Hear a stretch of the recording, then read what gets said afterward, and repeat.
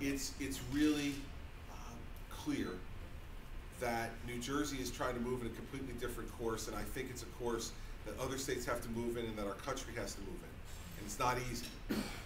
But let me give you a few statistics to let you know the depth of the problem that I found when I got there. When I got there, January 19th of 2010, Governor Corzine told me that I had a $500 million surplus for the rest of fiscal 10, which had 5 months to go. 2 days later, when my treasurer got in and looked at the books, we had a $2.2 billion deficit. Literally the morning of my inaugural, he was wire transferring money out to democratically controlled cities in the hours before my inaugural. And so we had a $2.2 billion deficit. And now I had two choices on how to deal with this. You know, some of the Democrats in the legislature were rubbing their hands together. They're like, oh, this is great. This guy says he's not going to raise taxes. He's going to have to raise taxes in the first 5 weeks. This is great because there's no way he's going to be able to close this deficit. He's going to have to negotiate with us, and we're going to make him raise taxes. I have a democratically controlled legislature. Well, I could do that, or I could do something else, which was to impound $2.2 billion in projected spending by executive order and say that it will not be done because we don't have the money to pay for it. Now, for those of you who watched me a little bit over the last 9 months, which option do you think I picked? If you said option number 1, leave. Leave the room, because you shouldn't be here. So what I did was I had a speech. I asked to speak to a joint session of the legislature to let them know what I'd done. I'd signed the executive order, before I went down to the legislative chamber. That's a great thing about executive orders. You can sign them and then tell them later that you did it. And I went in there and I said a very simple speech. I said, you left me with a $2.2 billion problem that you created with spending that we don't have money for. I just signed an executive order fixing it. Have a nice day. And I left. Now, you can imagine that the legislature was a little dizzy.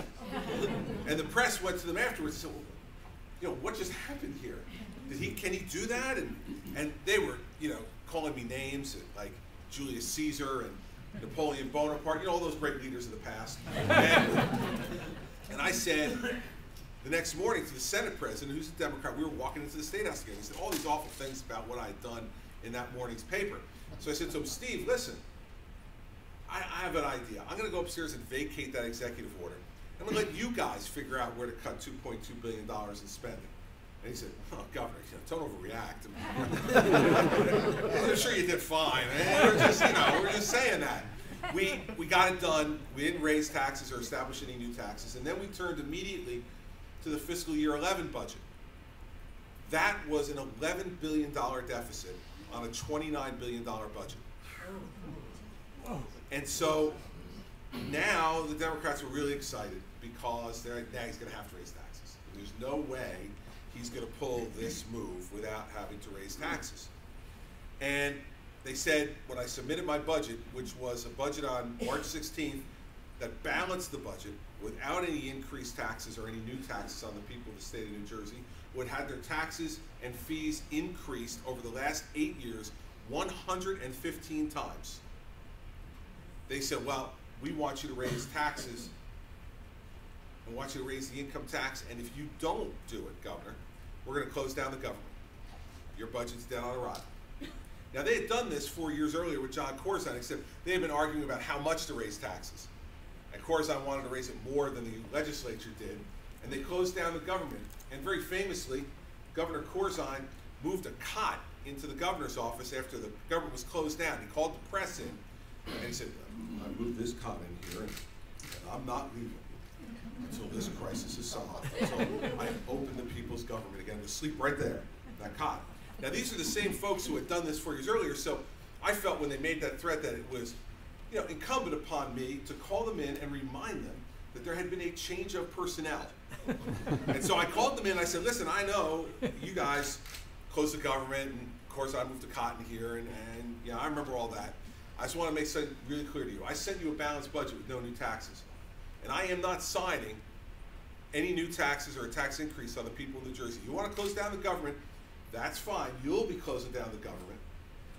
And the people of New Jersey might actually be relieved Like, you guys close this thing for a month, you know? So, I said, now, if you close it, I want to make sure I'm really clear on something. I'm not moving any damn cot into this office. Right? Here's what's going to happen. I'm going to get in the black Suburbans. I'm going to ride to the governor's residence in Princeton.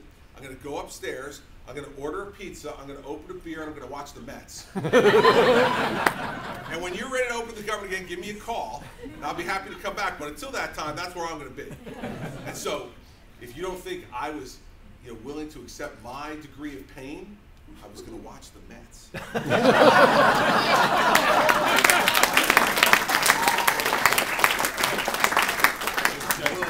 Pain, and there was going to be sacrifice on my part too. So they sent me the tax increase anyway. They sent me a tax increase, and the Senate president, walked it right down the hall right after it was passed, cameras following it. And I heard he was coming down, so my mother always told me to be polite. If guests are coming, come and greet them. So I walked outside my office, and he came in with the cameras all rolling, and he picked up something like this, and he said, Governor, I present to you the New Jersey Fairness, Honesty, and Light Act, because they never call it a tax increase, right? New Jersey Honesty, Fairness, and Light Act, Like, okay, great. I said, so he gave it to me. I said, Steve, sit down, because this isn't going to take long. And I opened it up, I took out my pen, I vetoed it, and I handed it right back to him. I said, take this back where it came from. And he said, well, we'll be back. And I said, we'll see. They tried to override my veto. The Republicans stood strong with me, and they didn't override that veto. And a few weeks later, we passed the budget I sent to them with 99.8% of the line items exactly the way they were submitted to them in March. And for the first time in 8 years, the people of New Jersey did not have their taxes increased or a new tax put upon them. That's the way you change things in the state, by standing up for those principles and being willing to stand in the door and say, no, not on my watch. And that's what we're doing in New Jersey.